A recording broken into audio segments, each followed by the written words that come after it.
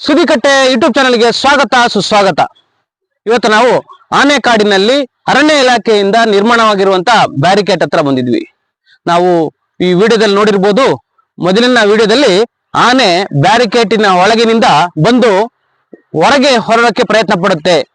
ಹಾಗಾಗಿ ಬ್ಯಾರಿಕೇಡ್ ಇರುವ ಕಾರಣಕ್ಕೋಸ್ಕರ ಅಲ್ಲಿ ಆ ರಸ್ತೆ ಬದಿಯಲ್ಲಿ ಓಡಾಡ್ತಿದ್ದವರಿಗೆ ಆನೆಯ ಅಟ್ಯಾಕ್ ಮಾಡುವಂಥದ್ದು, ಆನೆ ದಾಳಿ ಮಾಡುವಂಥದ್ದು ನಿಯಂತ್ರಣ ಆಗುತ್ತೆ. ಹೀಗೆ ಎಲ್ಲ ಅರಣ್ಯ ಬದಿಗಳಲ್ಲಿ ಈ ರೀತಿಯ ಬ್ಯಾರಿಕೇಡ್ ನಿರ್ಮಾಣ ಮಾಡಿದ್ರೆ ಸಾರ್ವಜನಿಕರಿಗೂ ಮತ್ತು ಅರಣ್ಯ ಬದಿ ಇರುವಂತಹ ಕೃಷಿ ಮಾಡ್ತಿರುವ ಕುಟುಂಬಕ್ಕೂ ಮತ್ತು ರಸ್ತೆ ಬದಿಯಲ್ಲಿ ಹೋಗ್ತಿರುವಂತಹ ದಾರಿ ಹೋಕರಿಗೂ ಸಹ ಇದು ಸಹಾಯವಾಗುತ್ತೆ. ಹಾಗಾಗಿ ಈ ತರದ ಹೆಚ್ಚು ಹೆಚ್ಚು ಅರಣ್ಯ ಬ್ಯಾರಿಕೇಡ್ಗಳನ್ನ, ರೈಲ್ವೆ ಬ್ಯಾರಿಕೇಡ್ಗಳನ್ನ ನಿರ್ಮಾಣ ಮಾಡೋದ್ರ ಮೂಲಕ ರಕ್ಷಣೆ ಮಾಡುವಂತಹ ಕೆಲಸ ಅರಣ್ಯ ಇಲಾಖೆ ಮುಂದಾಗಿದೆ.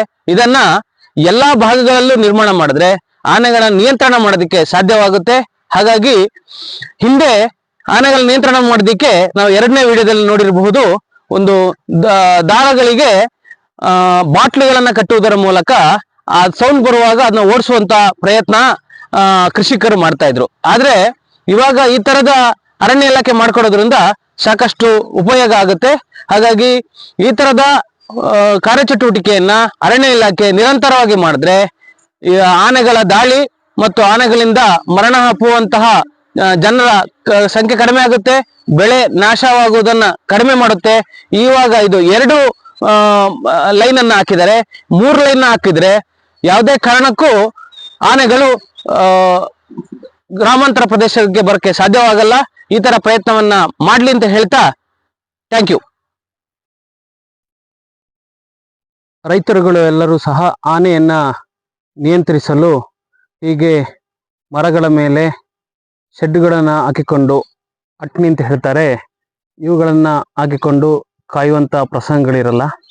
ಹಾಗಾಗಿ ಅರಣ್ಯ ಇಲಾಖೆ ಈಗ 2 ಲೈನನ್ನು ಬ್ಯಾರಿಕೇಡ್ ನಿರ್ಮಾಣ ಮಾಡಿದೆ.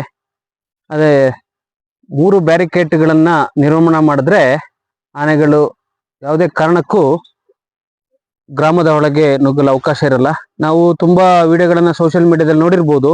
ಆನೆಗಳು 2ರ ಮಧ್ಯದಲ್ಲೇ ಸಿಕ್ಕಾಕೊಂಡು ಅದನ್ನ ಬಿಚ್ಚಿರುವ ಉದಾಹರಣೆಗಳು ಸಾಕಷ್ಟು ಕಡೆ ನೋಡಿರ್ಬೋದು. ಸಣ್ಣ ಪ್ರಮಾಣದ ಆನೆಗಳು ನುಗ್ಗಕ್ಕೆ ಪ್ರಯತ್ನ ಪಡ್ತವೆ. ಹಾಗಾಗಿ ಈ ತರ ಅರಣ್ಯ ಇಲಾಖೆ ಕೆಲಸಕ್ಕೆ ಬಹಳ ಶ್ಲಾಘನೆ ವ್ಯಕ್ತಪಡಿಸ್ತಾ ಇದ್ದಾರೆ. ಹಾಗೂ ರೈತರುಗಳೆಲ್ಲರೂ ಸಹ ಖುಷಿಯಿಂದ ಅವರು ತಮ್ಮ ಚಟುವಟಿಕೆಯನ್ನ ಮಾಡೋದಕ್ಕೆ ಆಗ್ತಾ ಇದೆ. ಹಾಗಾಗಿ ಈ ತರದ ಒಳ್ಳೆ ಕೆಲಸಗಳನ್ನ ಅರಣ್ಯ ಇಲಾಖೆ ಮಾಡೋದನ್ನ ನಾವೆಲ್ಲರೂ ಶ್ಲಾಘಿಸಬಹುದು. ಸುದ್ದಿಕಟ್ಟೆ ಯೂಟ್ಯೂಬ್ ಚಾನಲ್ ಅನ್ನ ಲೈಕ್ ಮಾಡಿ, ಶೇರ್ ಮಾಡಿ, ಸಬ್ಸ್ಕ್ರೈಬ್ ಮಾಡಿ. Thank you.